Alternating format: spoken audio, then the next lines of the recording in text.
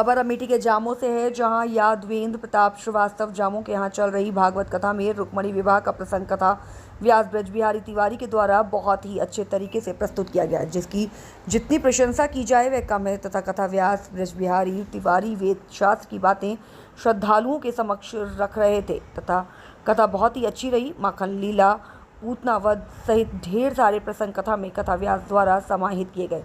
बहुत ही कम जगह पर कुछ बातें सुनने को नहीं मिलती, लेकिन इस कथा में ढेर सारी ऐसी बातें पहली बार श्रद्धालुओं ने सुनी।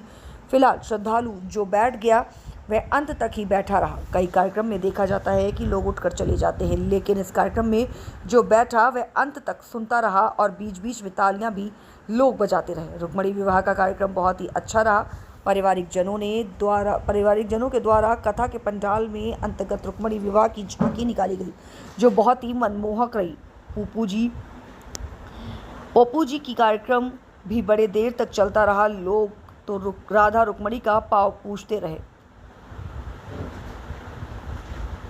कथा बहुत ही भाव विभोर करने वाली थी। जिस श्रद्धालु ने सुना वह वास्तव में भाव विभोर हो गया, उसका मन तृप्त हो गया। मन को इस कथा में बहुत ही रस मिला। श्रद्धालुओं के लिए प्रसाद की भी व्यवस्था पारिवारिक जनों के द्वारा की गई। कथा के अंत में रुक्मणी विवाह के प्रसंग समाप्त होने के बाद भी श्रद्धालु ये समझ रहे थे कि रुक्मणी विवाह के दिन कथा थोड़ी देर और चलेगी।